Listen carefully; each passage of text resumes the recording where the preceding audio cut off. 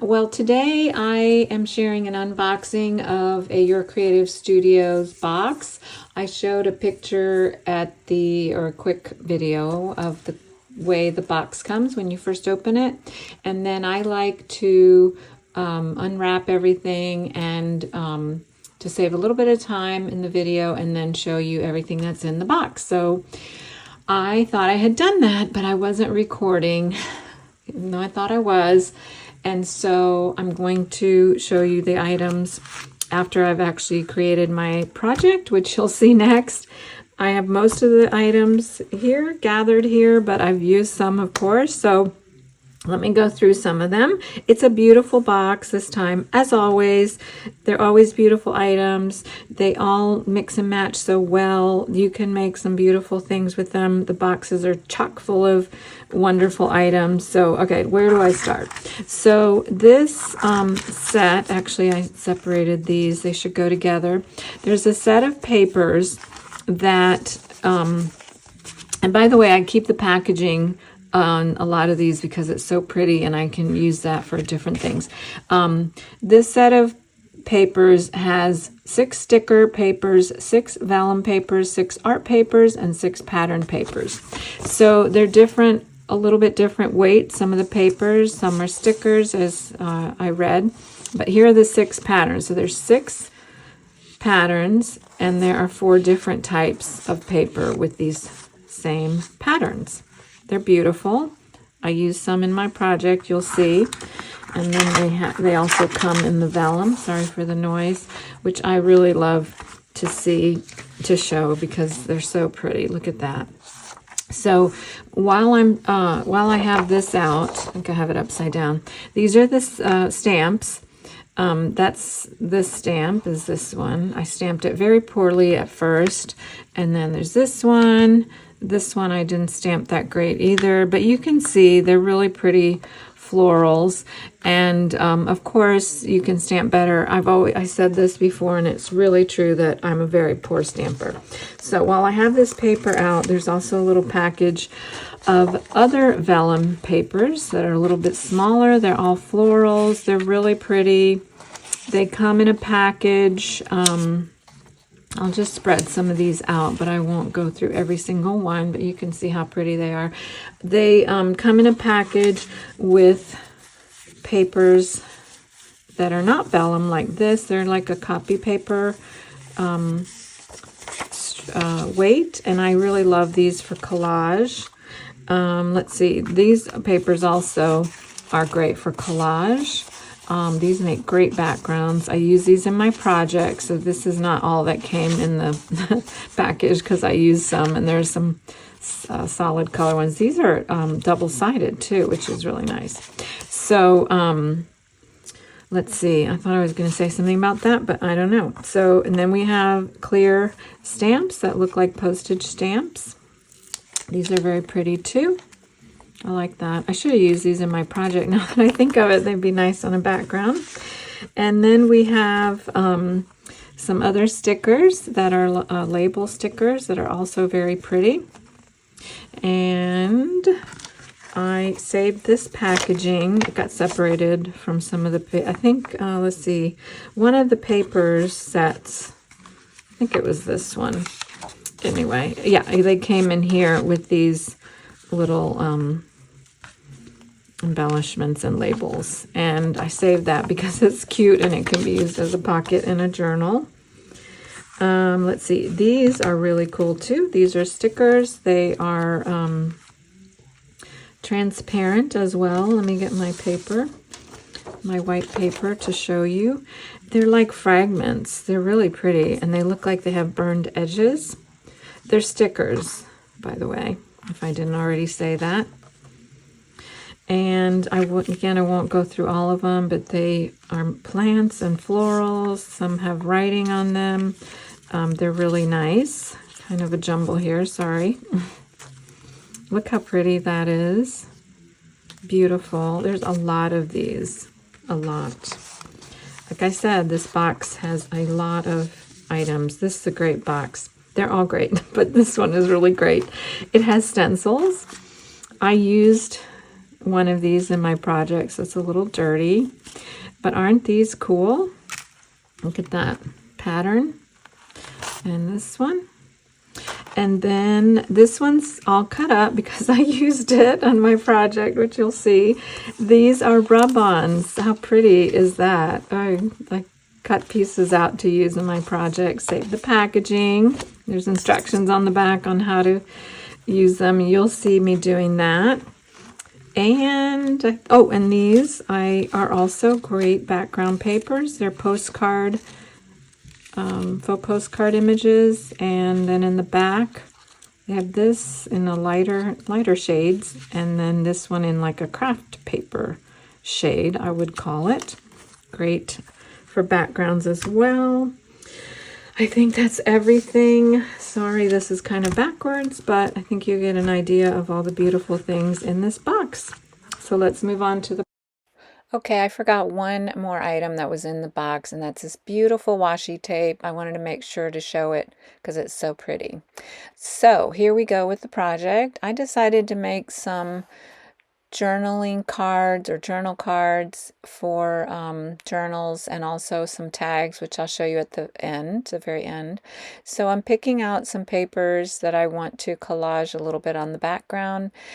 This particular box, I think, has a lot of nice papers to use in this way.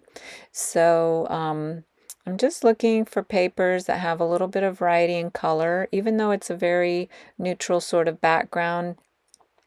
When I'm creating a background like this, I don't want it to be too busy because I want my focal image to stand out, and but I also want to vary the colors, even if they're all kind of tones of beige.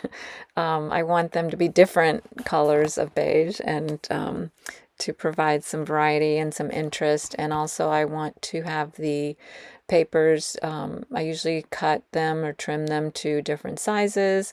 I put them in different orientations, so I'll have some like that one that are sideways, I guess you would call that, and then some that are right side up, and so on. So I'm just flipping through the papers there, you can see, trying to figure out what I'm doing. And those pretty florals also lend themselves nicely to a background because they're very subtle. I want to stay away from some of the busier patterns for this particular project because I think they would compete too much with the rub-ons that you see above, which I'm planning to use as the focal image. So I'm just trying to decide what to do here. And I wanted to also say, I've said this before, but with collage, it really is subjective. So what looks good to me might not look good to you, and so on. So you really just have to play with the papers that you have, move them around a little bit, and see what looks pleasing to your eye. And another thing I firmly believe is that the more you do it, the better you get at it. I don't feel like I'm, anything great, but I've certainly improved a lot. When I first started, I feel like I was very bad at collage, and it was a little bit frustrating, to be honest, but I kept at it, and I feel like I got a lot better. Just like with anything else, if you practice it, you eventually get better. So there's my card. I'm going to trim the edges. I will add some papers to the back later on.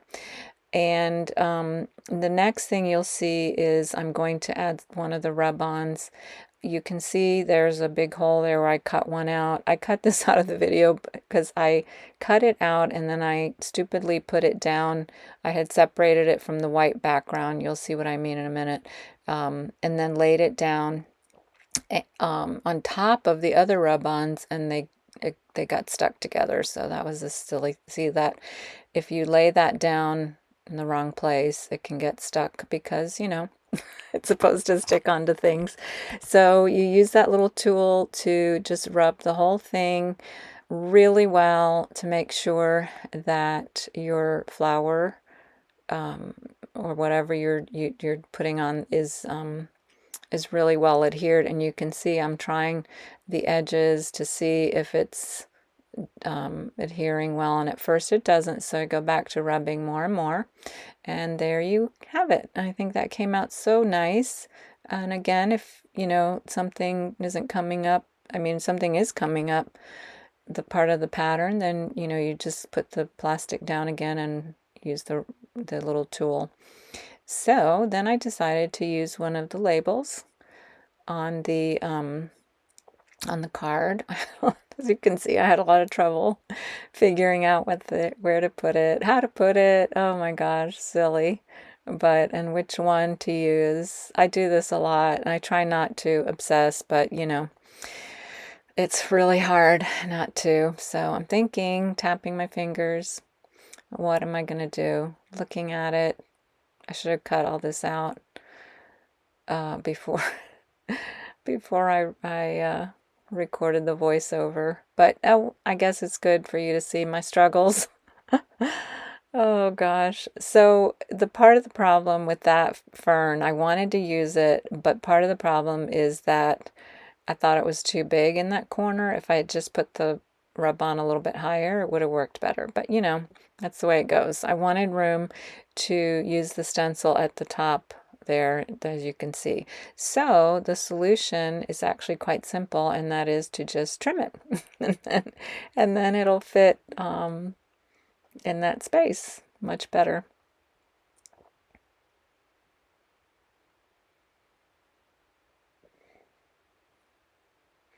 And there you have it. I opened a new glue stick, and I don't know, sometimes they're really globby like that. Okay, I've got that down. So next I'm going to get some modeling paste, and I'm going to put the floral design from that stencil in the top left corner and then on the right hand side, because there's obviously a big space on the right hand side that I felt needed something. I'm doing this quickly and not as carefully as I should have done it, to be honest. So if I was being a little more careful and not so impatient, I usually tape off the part of the pattern that I don't want to use, that I don't want to have on my project, and that way it's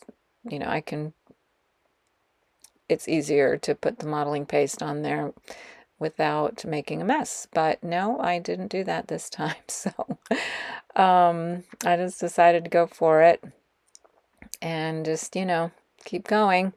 So it turned out okay, but I would suggest do as I say, not as I do. So tape off the parts that you don't want to use on your stencil and do it that way. If you don't have modeling paste or don't want to use it, you can just use some paint, of course. I think that turned out nicely. You can take some of the modeling paste off when it's still wet. It comes right off pretty easily. So I have to let that set that aside to dry, and then I'm going to make the other two cards. I'm showing you that I'm going to put a tab at the top. So there are my 3 cards. I followed the same general idea for all those, and I'm going to use that paper on the back of my cards, because obviously the backs aren't so pretty. So I was going to use the sticker paper for one of the backs, and that's what I'm using there. I don't know what happened with that sticker paper. The sticky didn't come off on, as you can see, it's not sticking. The sticky is still on that other paper. I'm not sure what happened, but that's okay. I'm going to glue it. And then I was thinking, well, is that the sticker paper? What the heck's going on? But I don't know what happened there, but it doesn't matter. I just glued the paper on, as you can see. Normally I would use my glue stick for this too, but I just wanted it to be a little quicker. So I'm using my dries clear glue, and that works great too. It's a lot quicker than using the glue stick. And to be honest, again, the modeling paste was not 100% dry because, again, impatient, and I wanted to keep going with this project. It's a cold day here, or it was when I recorded this, and so I knew it was going to take a while for that thing to dry, those little things. normally if it's warm weather, you know, they dry so fast. Anyway, I'm going to use those tabs that I had already punched out and just staple them on there